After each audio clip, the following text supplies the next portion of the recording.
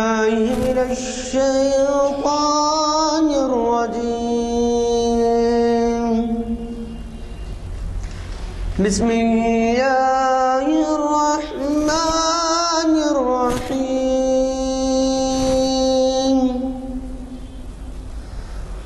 هو الله الذي لا إله إلا هو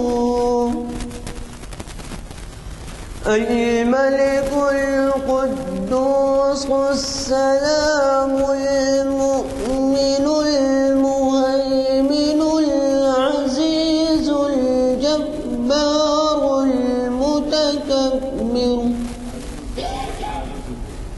سبحان الله عما يشركون. هو حضرات، ابھی جیسے کہ اعلان کیا جا چکا، آپ واقف ہیں کہ ہماری تاریخ 681ویں نشست ہے اور اسے آپ نے مخرر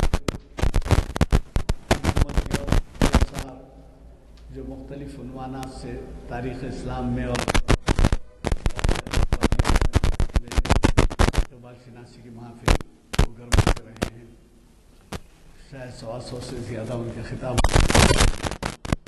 بڑی خوشی کی بات یہ ہے کہ وہ جدہ جاتے ہیں یا سعودی عرب جاتے ہیں اور یہاں تو یہ مت سمجھیے کہ آپ کے چند اداروں سے وابستہ ہیں تو ان کے دورے تو ہمیں خوشی ہے کہ پچھلے ہفتے بھی انہوں نے ہمیں مخاطب کیا تھا اقبال شناسی کی محفل میں، اور آج بھی وہ ہمارے درمیان ہیں اور انہوں نے ہمارے موجودہ حالات کے پس منظر تھے پہلے جو وہ انگریزی زبان میں پرکولیٹ کہتے ہیں، وہ پرکولیٹ کہیے جو ہے وہ آج کے حالات پہ بھی حاوی ہو گئے ہیں اختلافات، اور اس میں عنوان دیا ہے مسلمانوں کے درمیان مذہبی اختلافات کی تاریخ. اب آپ کو خود اندازہ ہوگا کہ مختلف یہ مذہبی اختلافات کس طرح سے زور پکڑے ہیں اور اب ان کا کیا رنگ ہے، کیا حالات ہیں. یہ اس کے بارے میں علامہ اقبال کے کئی اشعار ان اختلافات سے متعلق ہیں جن کو دہرانا ضروری نہیں سمجھتا، اس وجہ سے کہ آپ کلام اقبال جب سنتے ہیں ہماری اقبال شناسی کی محافل میں تو وہ خود سارے کے سارے عیاں ہو جاتے ہیں اور بہت ہی زیادہ موضوعیت رکھنے والے اشعار یہاں پر سنائے جاتے ہیں. تو آج ہمارے پاس جو بلیٹن آیا ہے 564واں، اور یہ جامع مسجد عالیہ کے گن فاؤنڈری کے کانفرنس ہال میں منعقد ہو رہی ہے نشست، اور ہفتہ بروز 28 فروری مطابق 8 جمادی الاول 1436 ہجری منعقد ہو رہی ہے. اور اس اعلامیے میں 2 اور ایسے یہاں کے محافل کا ذکر کروں گا جس میں آپ کی شرکت آپ کے لیے فائدہ مند ہوگی. ایک تو یہ ہے کہ اتباع سنت دلیل محبت، اور آپ کے جانے پہچانے مقرر، اور میں تو انہیں عالم کہتا ہوں، حافظ محمد اسحاق کمال قادری صاحب، جن کی پہلے لیکچر سے یہاں پر شریعت انفارمیشن سروس کا آغاز ہوا تھا. پہلا لیکچر، اب 571واں لیکچر ہونے جا رہا ہے، اور وہ جو ہے بڑے ہی مطالعے کے بعد آتے ہیں اور بڑے ہی عالمانہ خطاب ہوتا ہے ان کا، جو اخبارات میں بھی ان کو کافی اچھی طرح سے ان کے خطابات کو واضح کیا جاتا ہے. تو اس میں ضرور شرکت کیجیے. وہ ہے کل نہیں پرسوں بعد نماز عصر اسی مقام پر. اور اسی طرح سے مستر مجاز صاحب، جن سے آپ کیا تعارف کراؤں میں، جو غالب کے ایوارڈ یافتہ اور فارسی کلام کے اقبال کے مترجم ہیں. وہ مثنوی، ایک مثنوی کا عنوان ہے مسافر علامہ کی، تو اس کے عنوان سے مخاطب کر رہے ہیں چہارشنبے کے دن. یہ محفل اقبال سرناسی کی 795ویں نشست ہوگی اور شاید ہماری 800ویں نشست 8 اپریل کو ہی آئے گی. تو میں سمجھتا ہوں کہ آپ ضرور اس میں شرکت فرمائیں گے اور اس سے استفادہ کریں گے. میں جناب محمد ضیاء الدین نیّر صاحب سے گزارش کروں گا کہ نشین پر تشریف لائیں اور ہمیں اپنے کتاب سے استفادہ کا موقع دیں.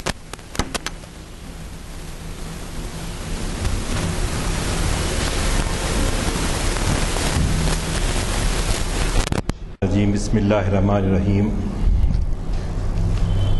نحمدہ و نصلی علی رسولہ الکریم. اما بعد. محترم عالی جناب غلام یزدانی صاحب سینئر ایڈوکیٹ، عالی جناب ایم تقی خان صاحب، دوستوں اور بزرگوں، السلام علیکم. آج کی گفتگو کا جو عنوان ہے مسلمانوں کے درمیان مذہبی اختلافات کی تاریخ،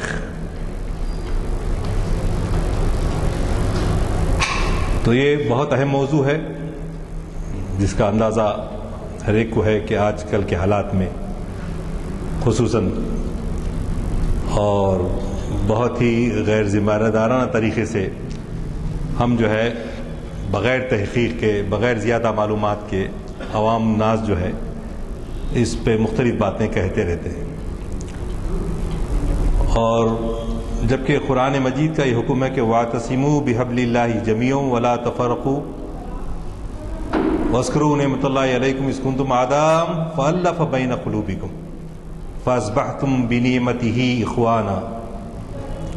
اور وہ پورے سورہ آل عمران کی آیت نمبر 203، 201، 202، 203 تقریباً درمیان کی وہ آیت ہے جہاں پر ہدایت دی گئی ہم کو کہ آپس میں متحد رہو. کس طرح سے رسول کریم صلی اللہ علیہ وسلم نے لوگوں کو بچایا تھا جو آگ کے کنارے جو ہے آگ میں گر رہے تھے، رسول کریم صلی اللہ علیہ وسلم نے ان کو بچایا. اور ہر چیز واضح ہو گئی ہے.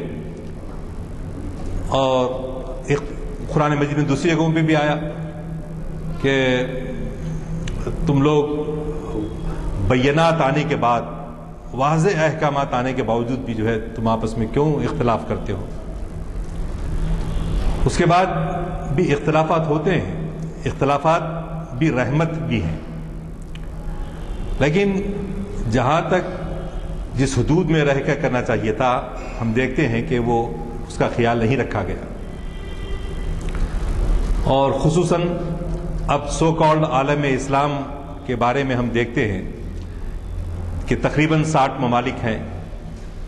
صحیح ہے کہ 70 سال تک رشیا کے دباؤ میں رہنے کے باوجود بھی لوگ اپنے اسلام کو چھپا کر سینوں میں رکھا، اور پھر بعد میں جب رشیا ٹوٹ پھوٹ گیا تو بھی مسلمان وہاں محفوظ رہے. اور لے دے کے ان ممالک کے اندر اللہ میاں نے اتنی دولت بھی دیکھی کہ آج کل کا سیال سونا ہے جو اگل رہی ہے، لیکن وہ اسلام کو فروغ دینے کے لیے یا مسلمانوں کے لیے یا ایٹ لارج ساری انسانیت کے لیے اس کو استعمال کرنے کے بجائے اکثر جگہ بادشاہ جو ہے بیٹھے رہے اور ساری دولتوں کو گویا وہ ان کا استحقاق ہے، من مانی جیسا چاہے اس کو استعمال کرتے ہیں. تو یہ وہ بنیادی چیزیں ہیں جو ہم کو راغب کرتی ہیں کہ آخر ہم سوچیں کہ بھئی یہ کیا وجہ ہے، ہم اتنے مختلف کیوں ہیں. یہ سنتے ہیں کہ بھئی ایک دین ہے، ایک اسلام ہے، ایک قرآن ہے، ایک کلمہ ہے، مگر اس کے باوجود بھی ہم کیوں آخر ایک دوسرے کے جانی دشمن ہو گئے. اور آئے دن خصوصاً پاکستان میں آپ دیکھتے ہیں کہ اہل تشیع اور اہل سنت الجماعت کے جو ہے ایسے واقعات دل دہلا لینے والے. مسجد میں ہیں، نماز پڑھ رہے ہیں اور جو ہے تو یہ کون سا اسلام ہے؟ اسلام کے معنی امن اور اس کی تشریح بہت سارے لوگ انہوں نے کی اور آپ بھی جانتے ہیں، لیکن قول و فعل میں فرق پایا جاتا ہے۔ ہم کہتے زبان سے تو ہیں کہ بھئی اتحاد ہونا چاہیے، ایک جھنڈے تلے متحد ہونا چاہیے، لیکن ہر جہاں نعرہ لگا جاتا ہے وہیں پر جو ہے اختلاف رہتا ہے۔ تو یہ صورتحال اپنی جگہ ہے۔ کب شروع ہوئی یہ صورتحال؟ جبکہ آپ کو رسول کریم صلی اللہ علیہ وسلم نے سب کو ایک جگہ جمع کیا اور لوگ یہ عام طور پہ کہنے لگے کیا بھئی اسلامی نظام حکومت تو 30 سال میں ناکام ہو گیا، یہ بھی لوگ کہتے ہیں۔ لیکن سوال یہ ہے کہ اب رہا سب سے پہلے ہم اگر جائزہ لیں تو اختلافات کہاں سے شروع ہوئے، تاریخ اس کی اختلافات کی کہاں سے؟ ٹھیک اس جگہ میرے حقیر مطالعے سے ہو سکتا ہے میں غلط بھی، وہ تحقیق میری نامکمل ہو، آبجیکٹیوٹی کے ساتھ یعنی پورے اخلاص کے ساتھ ہم کو جو ہے اس کے معلوم کرنا چاہیے کہ آخر کہاں سے ہوا۔ تو ٹھیک اس جگہ معلوم ہوتا ہے کہ جب حضرت عثمان غنی رضی اللہ تعالیٰ عنہ خلیفہ تھے، ان کی خلافت سے پہلے حضرت عمر رضی اللہ تعالیٰ عنہ اکثر اپنے متوقع جانشینوں سے کہتے۔ متوقع جانشین کون تھے؟ متوقع جانشین میں حضرت علی کرم اللہ وجہہ تھے، حضرت عثمان غنی رضی اللہ تعالیٰ عنہ تھے، حضرت سعد بن ابی وقاص رضی اللہ تعالیٰ، حضرت عبدالرحمن بن عوف رضی اللہ تعالیٰ عنہ۔ ان متوقع جانشینوں سے کہتے کہ مجھے ڈر ہے کہ میرے بعد کہیں جو ہے ہماری جو عصبیت ہے ابھی ختم نہیں ہوئی، عصبیت ختم ہونا ضروری ہے۔ ہم لوگ اپنے خاندان والوں کو، اپنے قبیلے والوں کو عہدے نہ دیا کریں بڑے بڑے۔ میں یہ تاکید کرتا ہوں، یہ نصیحت کرتا ہوں، حضرت عمر فاروق رضی اللہ عنہ کہا کرتے۔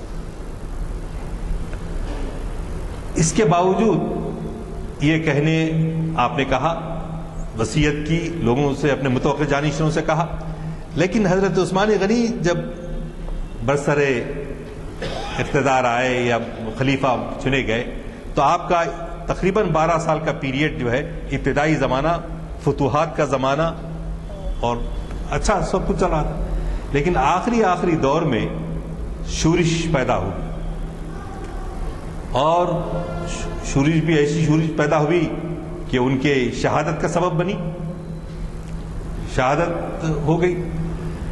اصل میں جہاں سب سے پہلے حضرت ابو بکر صدیق رضی اللہ تعالیٰ عنہ کو خلیفہ بنایا جا رہا تھا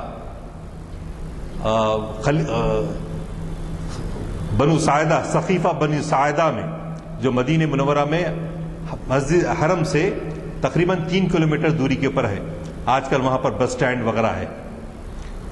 تو وہ درخت کے نیچے وہ ایک مقام نشان باقی رکھا تھا، ہم نے آج سے جو ہے 35 سال پہلے 40 سال پہلے دیکھا اس کو، لیکن اب ایک چبوترا بنا دیا گیا ہے۔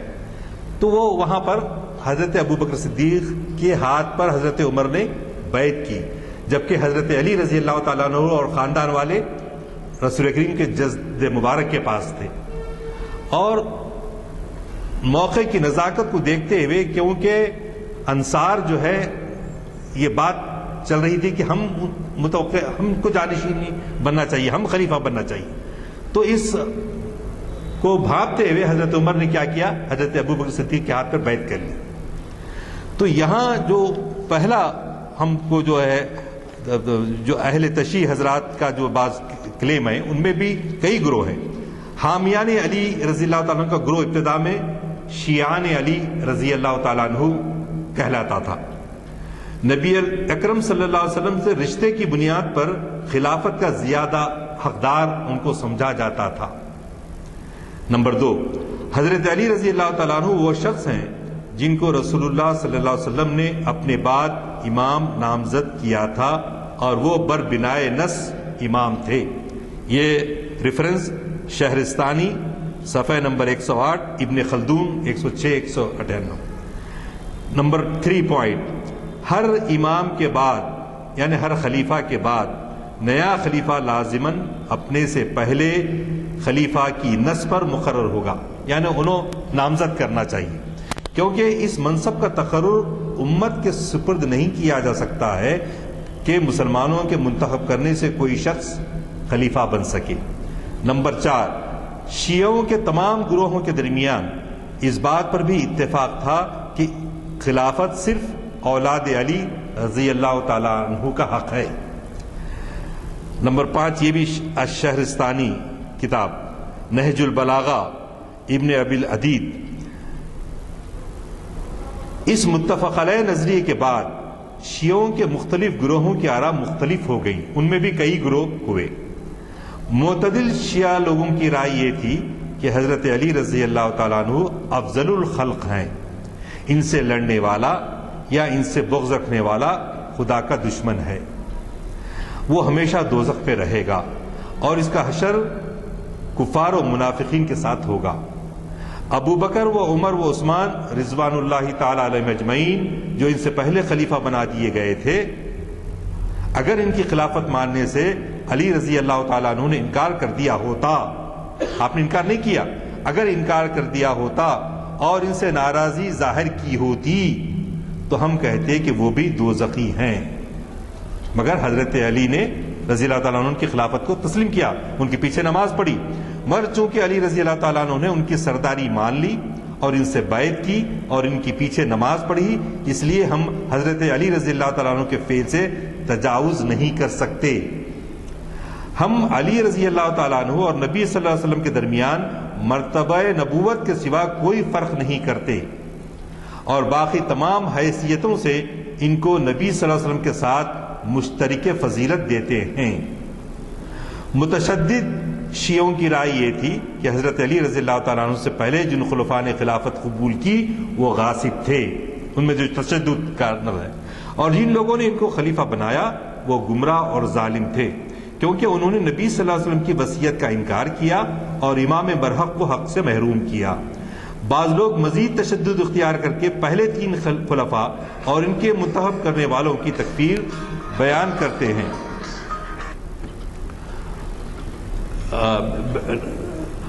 تکفیر بھی کرتے تھے۔ ان میں سب سے زیادہ نرم سافٹ مسلک زیدیہ کا تھا، جو زید بن علی بن حسین متوفی 122 ہجری رضی اللہ تعالیٰ عنہ کے پیرو تھے۔ وہ حضرت علی رضی اللہ تعالیٰ عنہ کو افضل مانتے تھے، مگر ان کے نزدیک افضل کی موجودگی میں غیر افضل کا خلیفہ ہونا جائز تھا۔ نیز ان کے نزدیک حضرت علی رضی اللہ تعالیٰ عنہ حق میں شخصاً و صراحتاً رسول اللہ صلی اللہ علیہ وسلم کی نص نہ تھی، یعنی واضح حکم نہیں تھا کہ حضرت علی کو خلیفہ بناؤ، جانشین بناؤ۔ تاہم ان کی رائے یہ تھی کہ امام یعنی خلیفہ اولاد فاطمہ رضی اللہ تعالیٰ عنہا میں سے کوئی اہل شخص ہونا چاہیے، بشرطے کہ وہ سلاطین کے مقابلے میں امامت کا دعویٰ لے کر اٹھے اور اس کا مطالبہ کرے۔ تو یہ بہت ہی میں نے اختلافات میں شدید لہجہ اختیار کے بغیر جو مناسب سمجھا میں نے اس کو نقل کیا۔ تو یہ پہلے جہاں میں ابھی یہ کہہ رہا تھا کہ حضرت ابو بکر صدیق کے ہاتھ پہ بیعت کر لی گئی اور آپ کا 2.5 سالہ دور گزرا، آپ کے 2.5 سالہ دور میں آپ نے اپنے خاندان کے کسی فرد کو کوئی عہدہ نہیں دیا، جبکہ حضرت عمر رضی اللہ تعالیٰ کے زمانے میں بھی جو بہت محتاط رہتے تھے اور بہت وصیت کرتے تھے کہ آپ اپنے خاندان والوں کو مسلط نہ کریں اپنے متوقع جانشینوں کے سے، تو آپ کے دوران خلافت بھی ایک دور کا رشتہ دار خلیف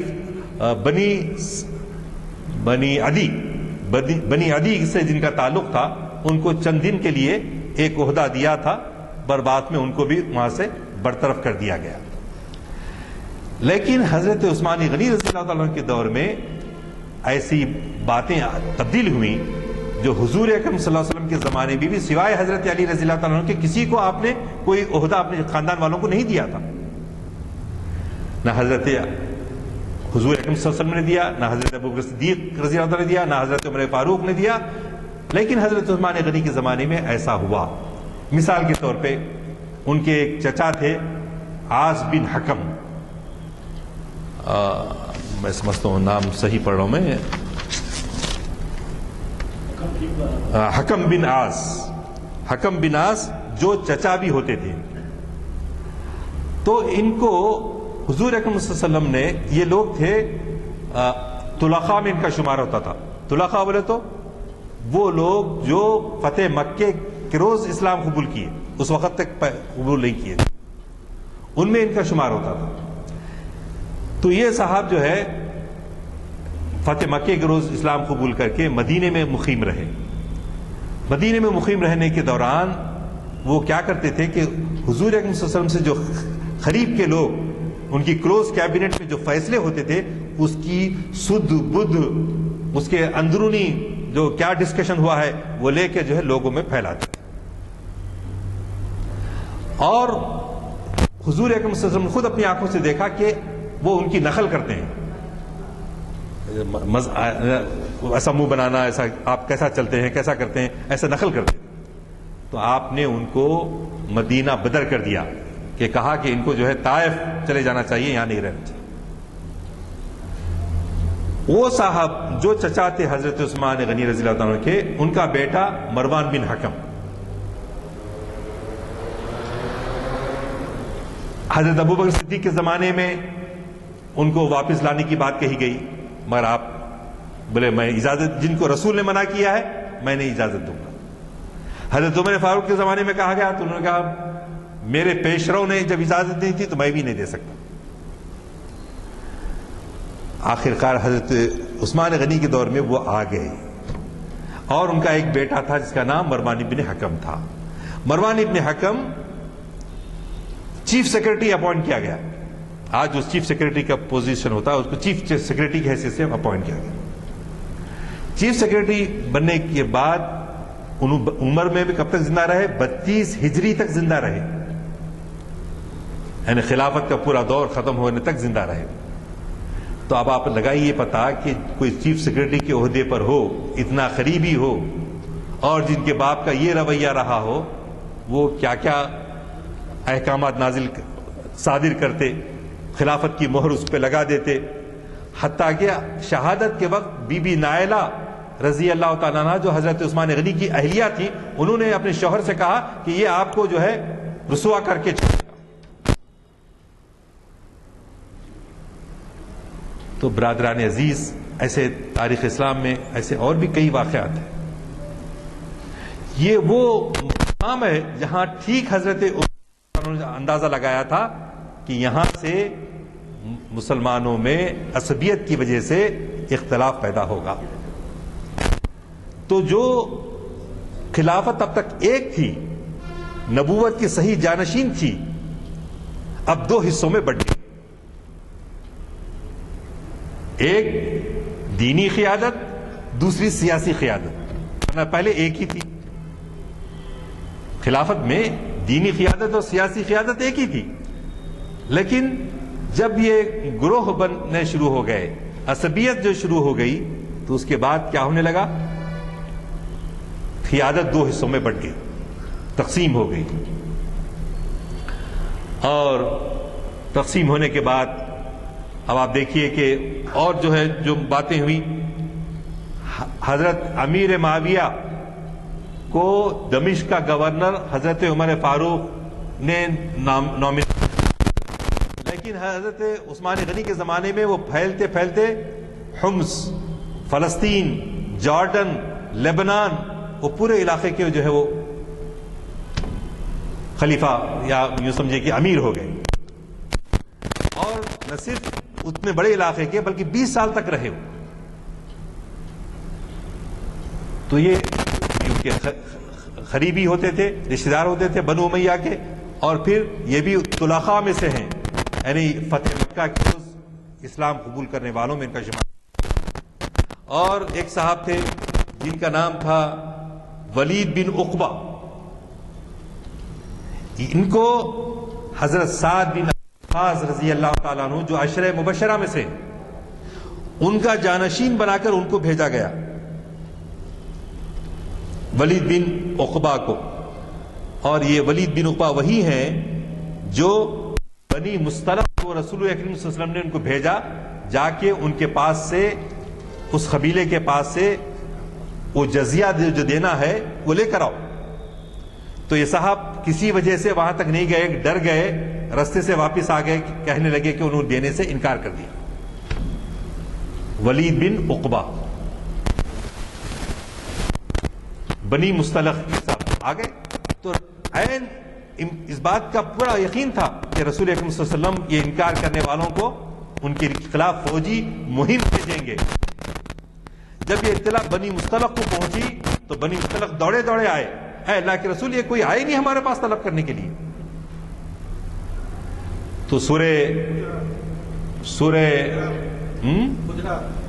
حجرات میں یا ایھا الذین آمنوا ان جاءکم فاسق یا ایھا الذین آمنوا ان جاءکم فاسق من بین کیا ہے؟ یا ایھا الذین آمنوا ان جاءکم فاسق بنبأ فتبینوا ان تصیبوا قوما بجہالۃ فتصبحوا علی انفسہم، یعنی یقین کر لو اگر کوئی ایسے غیر ذمہ دار لوگ جاتے ہیں، یا ایھا الذین آمنوا، اگر ایسے لوگ جاتے ہیں ان کے اطلاع پر ایکشن مت لے لو، فوری اس کی تحقیق کرو کہ آیا وہ اپنی مہم میں سچ ہیں یا غلط ہیں، کیا ہے اس بارے میں وہ قرآن مجید میں آیت نازل۔ یہ وہی صاحب ہیں جو ایک دن صبح میں فجر کی نماز کی امامت کر رہے تھے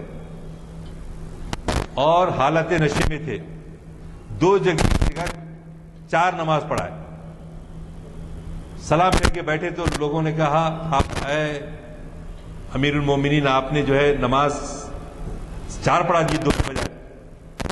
تو انہوں نے نشے کی حالت میں کہا کہو تو اور پڑھا دوں۔ تو یہ اور ان کے خلاف ایکشن لینے کے لیے حضرت عثمان غنی رضی اللہ عنہ کے پاس ان کے بھانجوں کو بھیجا گیا، ان کے بھانجوں کو، اور ان کے کہنے پر جب حضرت عثمان نے حضرت علی رضی اللہ عنہ سے کہا کہ ان پر حد جاری کی، چنانچہ ان پر حد جاری کی گئی۔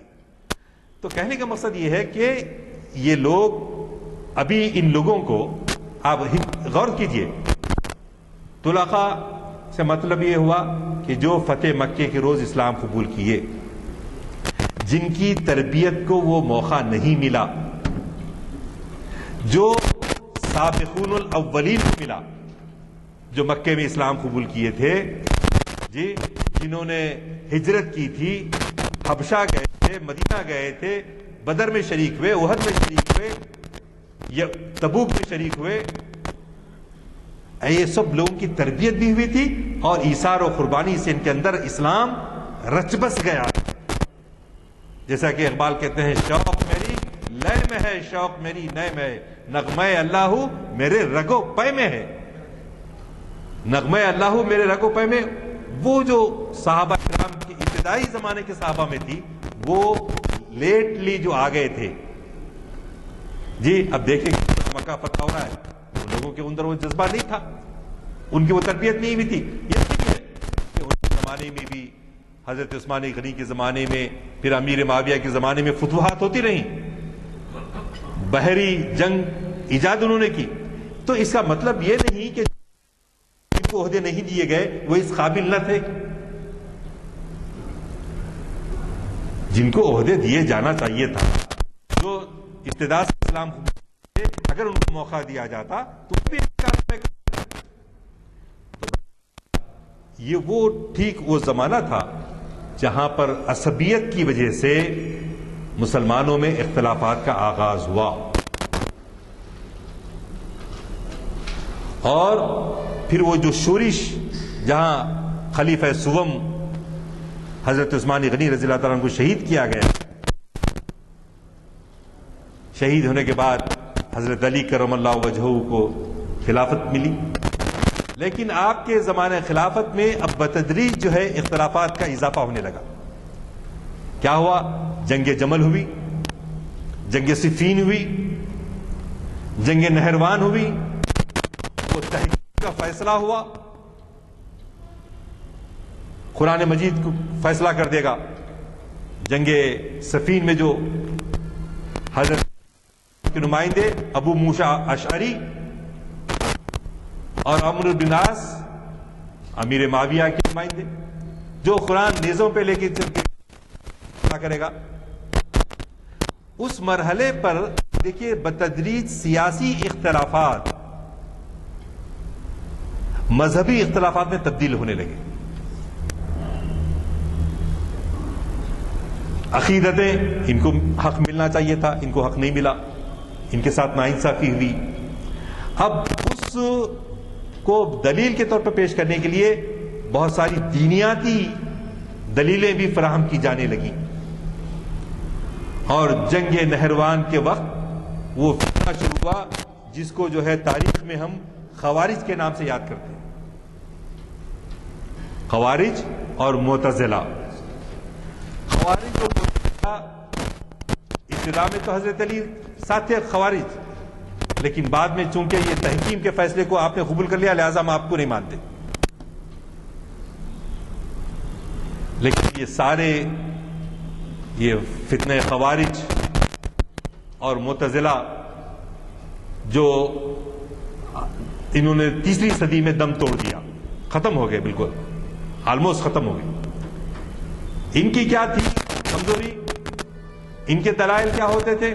ان کے دلائل یہ ہوتے تھے کہ عجمی لوگ عربوں کی طرف آ رہے ہیں، اور عرب کو تو پہلے ہی سمجھتے تھے کہ بھئی یہ بدو ہیں اور کم پڑھے لکھے ہیں، عجمیوں کے نزدیک یہ ذہن میں تھا ان کے۔ تو چنانچہ ان عجمیوں نے جب ان کی پہنچ آپ کے ایران اور جو ہے قیصر روم وغیرہ سے ہونے لگی تو اسلام کو وہ جو منطق تھی اس کے مقابلے میں صحیح ثابت کرنے کی کوشش کرنے لگی، اور اس کے لیے انہوں نے یہ فلسفہ گڑھا کہ ہمارے لیے قرآن مجید کافی ہے، سنت رسول اللہ جو ہے ہمارے لیے ضروری نہیں ہے۔ یہ فتنہ شروع ہوا۔ سنت رسول اللہ میں آخر قرآن پاک ہے، لیکن قرآن پاک میں کئی جگہ اطیعوا اللہ و اطیعوا الرسول آیا، اور پھر نماز کا حکم آیا تو نماز کیسی پڑھی جائے، کتنے رکعت پڑھے جائیں، کیسے پڑھے جائیں، اس میں اختلاف کمی بیشی ہو سکتی ہے، لیکن بنیادی طور پہ مطاع جن کی اطاعت کرنا لازمی ہے اللہ کے بعد وہ رسول اکرم صلی اللہ علیہ وسلم کی ذات مبارک۔ تو یہ خوارج تھے جو شیعہ فرقے کے بالکل برعکس دوسرا گروہ خوارج کا تھا۔ یہ گروہ جنگ صفین کے زمانے میں اس وقت پیدا ہوا جب حضرت علی رضی اللہ تعالیٰ عنہ اور معاویہ رضی اللہ تعالیٰ عنہ اپنے اختلافات کا تصفیہ کرنے کے لیے دو آدمیوں کو حکم مقرر کرنے پر راضی ہوئے۔ اس وقت تک یہ لوگ حضرت علی کے حامیوں میں سے تھے، مگر تحکیم پر یہ اچانک بگڑ گئے، اور انہوں نے کہا کہ خدا کے بجائے انسانوں کو فیصلہ کرنے والا مان کر آپ منکر حق ہو گئے ہیں۔ اس کے بعد یہ اپنے نظریات میں دور سے دور نکلتے چلے گئے، اور چونکہ ان کے مزاج میں انتہائی تشدد تھا، نیز یہ اپنے سے مختلف نظریہ رکھنے والوں کے خلاف جنگ اور غیر عادل حکومت کے خلاف خروج کے قائل تھے، اس لیے انہوں نے ایک طویل مدت تک کشت خون کا سلسلہ جاری رکھا، یہاں تک کہ عباسی دور میں ان کی قوت کا بالکل خاتمہ ہو گیا۔ ان کا بھی سب سے زیادہ زور عراق میں تھا، اور بصرہ و کوفہ کے درمیان کے علاقے میں ان کے بڑے بڑے اڈے قائم تھے۔ ان کے نظریات کا خلاصہ جو تھا وہ یہ تھا، وہ حضرت ابوبکر و عمر رضوان رضی اللہ عنہما کی خلافت کو درست مانتے تھے، مگر حضرت عثمان رضی اللہ تعالیٰ عنہ ان کے نزدیک اپنی خلافت کے آخری زمانے میں عدل اور حق سے منحرف ہو گئے تھے اور قتل کے مستحق تھے۔ حضرت علی رضی اللہ تعالیٰ عنہ نے بھی جب غیر اللہ کو حکم بنایا تو گناہ کا ارتکاب کیا۔ نیز دونوں حکم یعنی عمرو بن عاص اور موسیٰ عشری ان کو حکم بنانے والے اور ان کی تحکیم پر راضی ہونے والے سب گناہ گار ہیں۔ تو یہ ان کے مختلف جو ہے یہ عقیدے تھے، جس کی وجہ سے یہ گروہ بھی کافی خون خرابہ کیا، کافی جو ہے قتل و غارت گری ہوئی۔ آخر میں ان کا یہی تھا کہ فلسفہ اسلام کے فلسفے کو صحیح ثابت کرنے کے لیے انہوں نے شخصیتوں کو ہٹا کر صرف قرآن ہمارے لیے کافی ہے کہہ رہے ہیں. اور اس زمانے میں پھر بھی لوگ عربی جانتے تھے جی، اور اسلام کے ابتدائی زمانے سے واقف تھے، تو ان لوگوں نے اپنے اوپر عجمی فلسفے کو حاوی ہونے نہیں دیا. لیکن 1300 سال کے بعد ہمارے پاس یہ انڈیا میں ایک اسی قسم کا فرقہ پیدا ہوا جو دیکھنے لگا کہ ہمارے لیے قرآن کافی ہے، سنت ہمارے لیے ضروری ہے. حالانکہ ان کے پاس وہ علم نہیں تھا جو 1300 سال پہلے تھا. میری مراد سر سید احمد خان سے ہے. سر سید احمد خان، چراغ علی جی، اور اس زمانے کے چکڑالوی کون سے کہ عبداللہ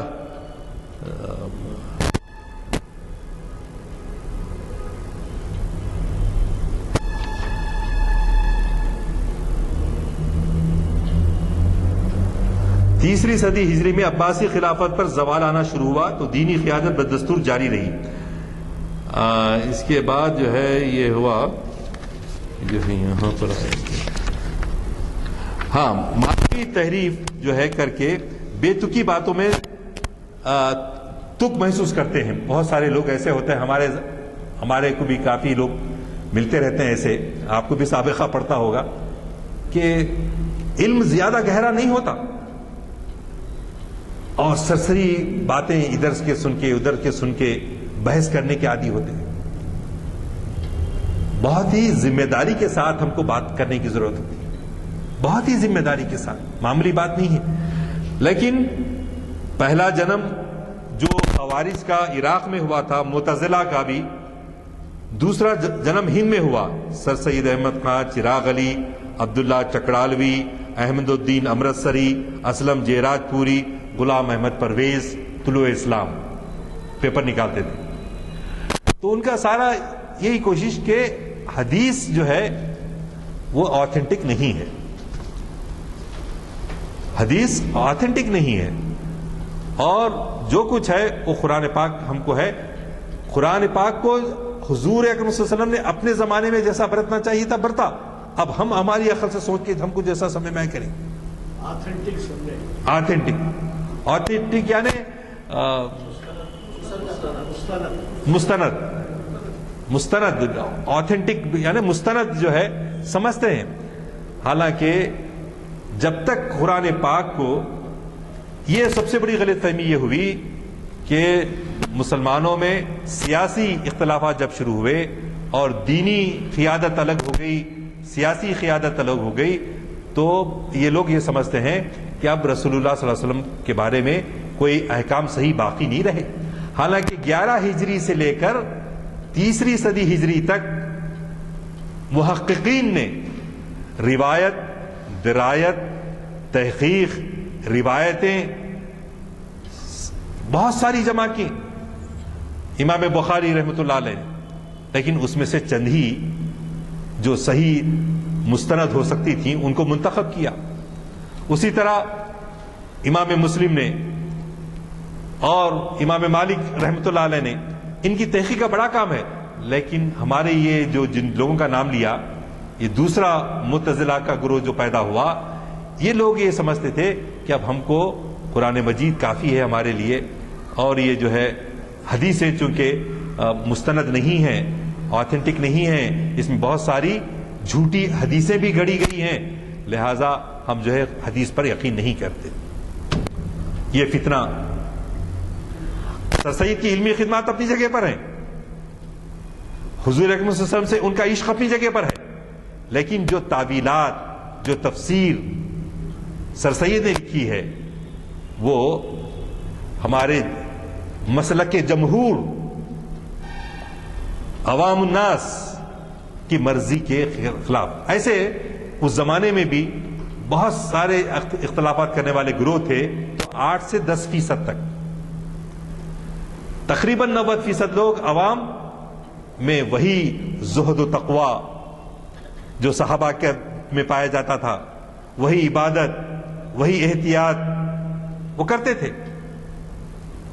ساری جنگیں جب ہونے لگی تو جس میں حضرت حسن رضی اللہ تعالیٰ عنہ نے بھی، حضرت حسین رضی اللہ تعالیٰ عنہ نے بھی جو ہے، جب حضرت حسن نے بیعت اپنی خلافت سے دستبرداری کری، دستکش ہو گئے، 6 مہینے ان کی خلافت رہی، تو بہت سارے لوگوں کہا یہ خون خرابہ مسلمانوں میں نہیں ہونا چاہیے. رسول اکرم صلی اللہ علیہ وسلم نے پیشن گوئی تھی کہ میرا ایک نواسا 2 گروہوں میں صلح کروائے گا.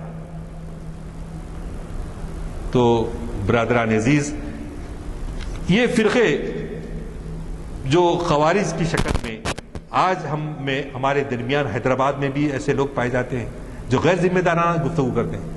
بہتر یہ ہے کہ ہم تحقیق ثم تحقیق پورے معیارات کے ساتھ جانچیں، اس کے بعد اہل علم کے ساتھ بیٹھیں، غصے میں نہ آئیں.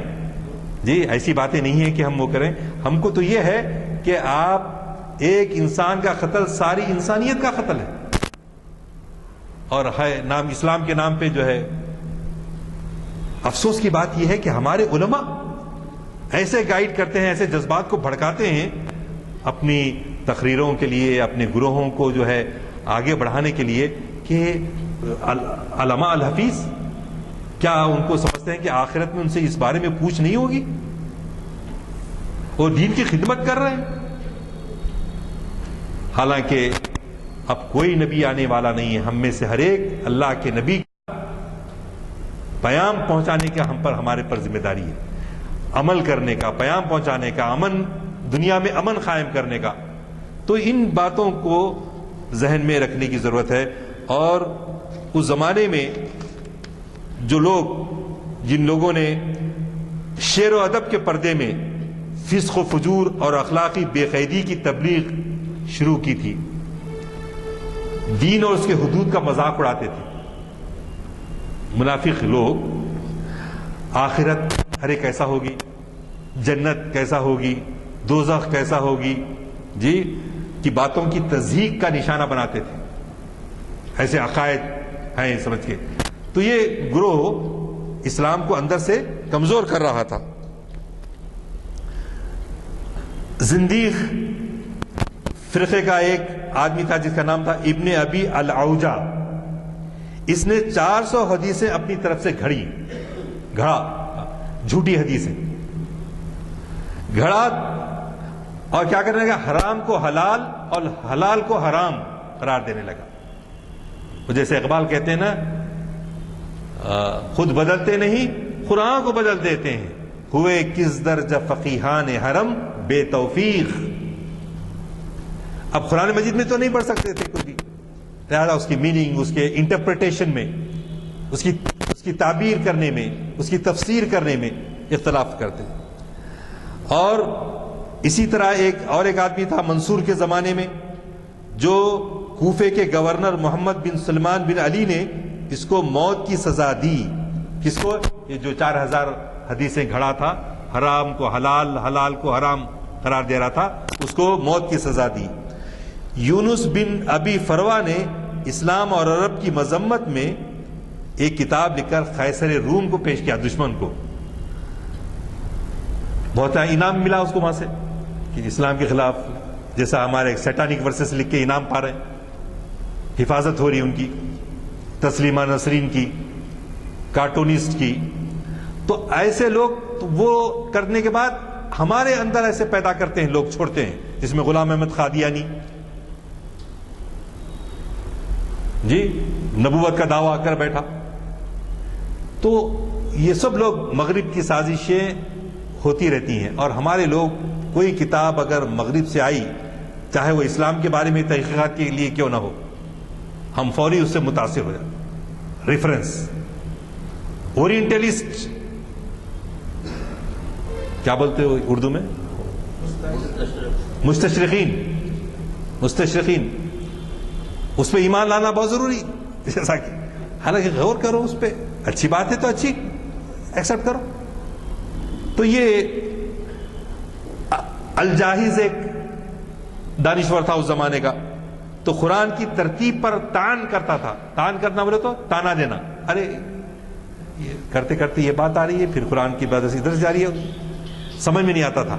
जैसा एक उन्वान एक किताब में मजमून को लिखा जाता है, कुरान में वैसा नहीं है। कुरान जो है एक हिदायत की किताब है, बवक्त ज़रूरत वो अपने अहकाम को सादिर करते रहता है, और जहां मना करना है मना करता है, जहां अवामिर देना है अवामिर देता है। और अहादीस को झुटलाने में, ऐसी चीजें कुरान में करने के बाद अहादीस को झुटलाना, जिंदगा क्या करते थे, शराब, जिना, रिश्वत, ये खुली अलामात को जो है, अरे ये सब क्या है, आखिरत किधर है, दोज़ख किधर है, जहन्नम किधर है, मजे करो, ऐश करो। तो मंसूर का जानशीन अल मेहदी ने इस फितने को सख्ती से कुचल दिया। खिलाफत राशिदा यकीनन नबी अकरम सल्लल्लाहु अलैहि वसल्लम की मुकम्मिल नियाबत थी। आप जो सवाल 2 हफ्ते पहले पूछे थे, सूरह अहज़ाब की नियाबत और खिलाफत, जिसको सूरज ने इनकार कर दिया, पहाड़ों ने इनकार कर दिया, इंसान ने कबूल कर लिया, तो खिलाफत राशिदा नबी अकरम की मुकम्मल नियाबत थी। लेकिन बाद में आहिस्ता आहिस्ता ये होता चला गया कि सलातीन अपने हुक्मरानी करते थे, और हमारे उलमा, ताबीईन, तबा ताबीईन जो है इस्लाम की तहकीक में और उसको महफूज करने में, हदीस के ज़ख़ीरे को महफूज करने में उन्होंने वो कारनामे अंजाम दिए हैं, अनबिलीवेबल, अमेजिंग।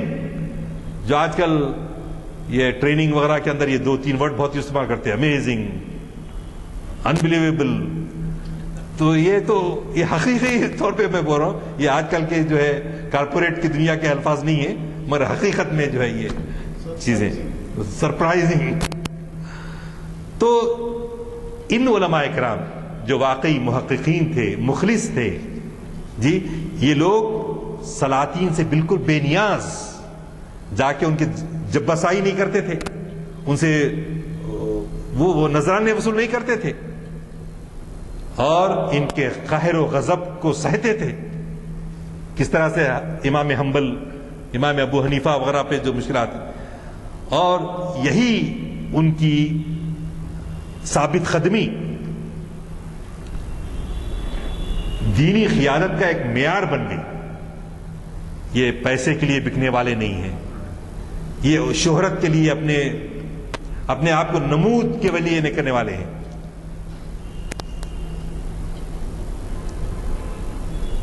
तो ब्रादरान अजीज, अब आजकल के जो फितने हैं, मैं जिसको ये कह रहा था कि अहले कुरान का नाम लेके बात करते हैं, तो ये बहुत बड़ा फितना है। अब आप अंदाजा लगाइए, अब अगर नबी अकरम सल्लल्लाहु अलैहि वसल्लम को ही हटा दिया गया जी, अब कल के रोज कुरान से भी इनकार करना कुछ मुश्किल नहीं रह जाएगा।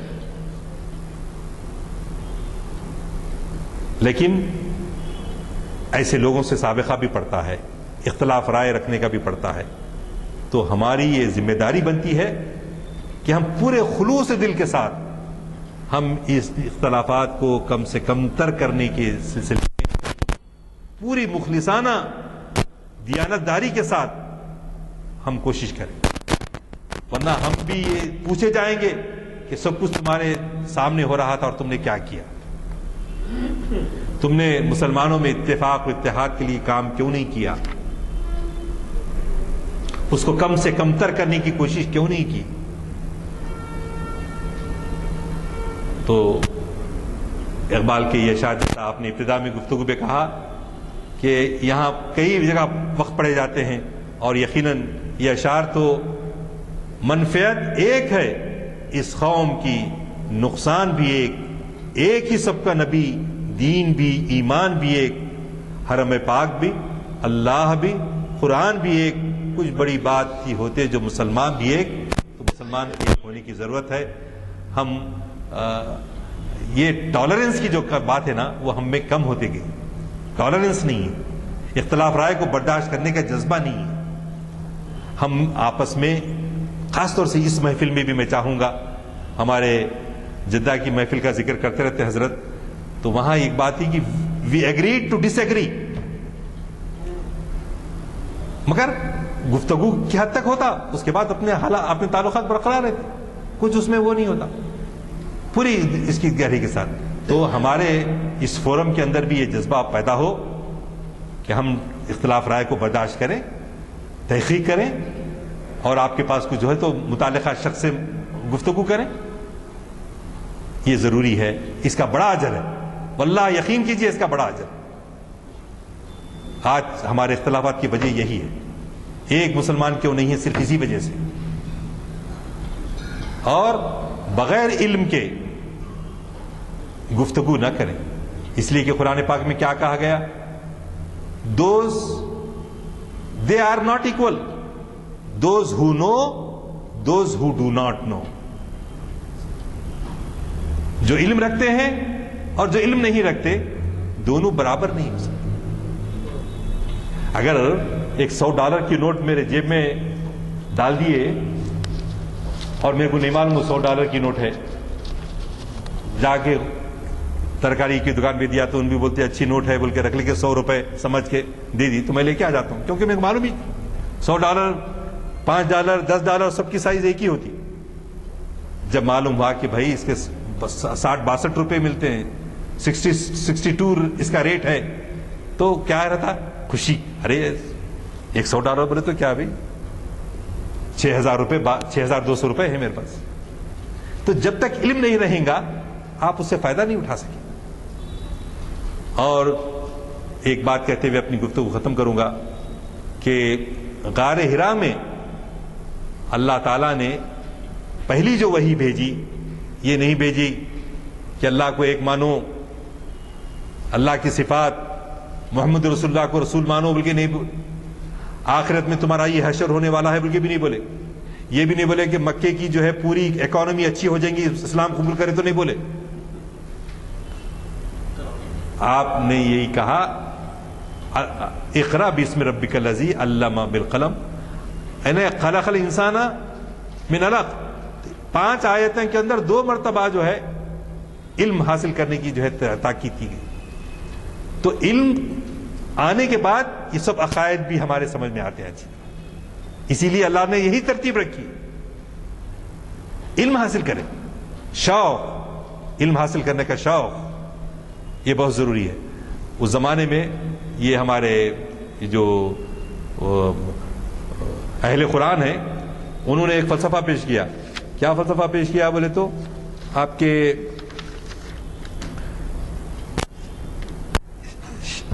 ہر انسان کی شخصی املاک کو ختم کر کے ایک مرکزی حکومت کے سپرد کر دی جائے، جیسے آپ کی کمیونسٹ آئیڈیالوجی میں ہوتا تھا. اور وہی کیا کرے، عوام میں رزق کی مساوی تقسیم عمل میں لائے، ایک اسلامی اپنے طرف سے، اور ایک مرکز ملت قائم ہو جو کیا کرے، قرآن کا مطالعہ کر کے حرام اور حلال کو صادر کرے. ارے بھائی تمہارے پاس سنت طیبہ موجود ہے. ہاں حضرت معاذ ابن جبل رضی اللہ تعالیٰ عنہ جب یمن جا رہے تھے تو رسول اللہ صلی اللہ علیہ وسلم نے پوچھا کہ تم اپنی ہدایت کے لیے کس کو جو ہے اپنا متا سمجھو گے، رہبر سمجھیں گے؟ تو آپ نے فرمایا حضرت معاذ رضی اللہ تعالیٰ عنہ کہ میں قرآن مجید کو اپنا رہبر مناؤں گا. فرض کرو تم کو قرآن پاک میں نہیں ملا تم کو کوئی چیز، تم کیا کرو گے؟ تو میں آپ کی سنت مطہرہ میں دیکھوں گا. اگر اس میں بھی نہیں ملا تو کیا کرو گے؟ تو آپ نے کہا کہ میں قرآن اور حدیث سنت طیبہ کی روشنی میں اپنی عقل کو استعمال کروں گا. تو اللہ کے رسول صلی اللہ علیہ وسلم نے کہا تم صحیح راستہ پا گئے. تو ایسی چیزیں ہو سکتی ہیں کہ ہم کو قرآن سے ایک دم استنباط کرنے میں نہ ملے، حالانکہ ہر چیز ہے قرآن میں، مگر بشرطے کہ اس میں ویسا رجوع ہوں.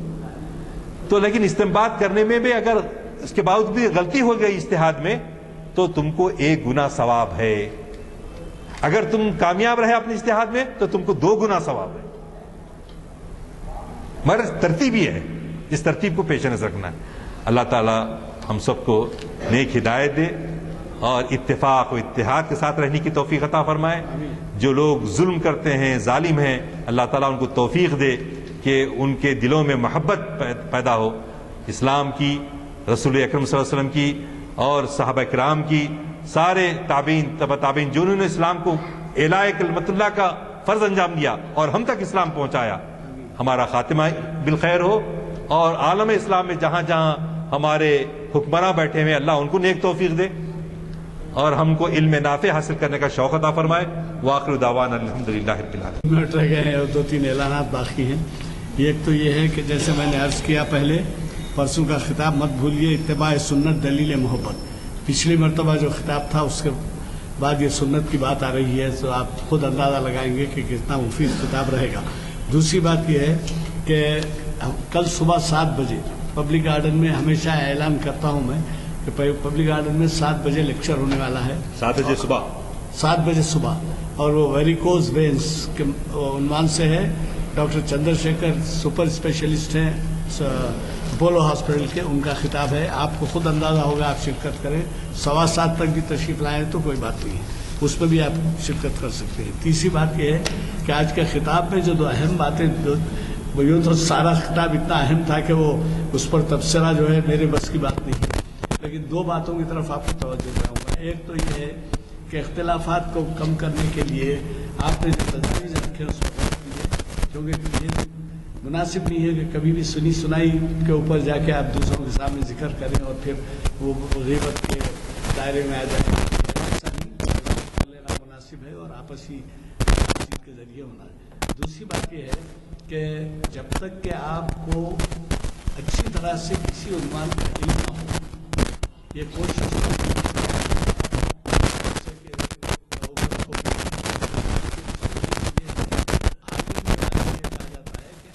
عالم خاموش رہے تو اس کی پوچھ ہے۔ اگر آپ کی موجودگی میں کوئی ایسی بات ہو رہی ہے عالم صاحب کی اور وہ جو ہے خلاف شرع پڑھ رہی ہے اور وہ خاموش ہے تو اس سے برابر پوچھیں۔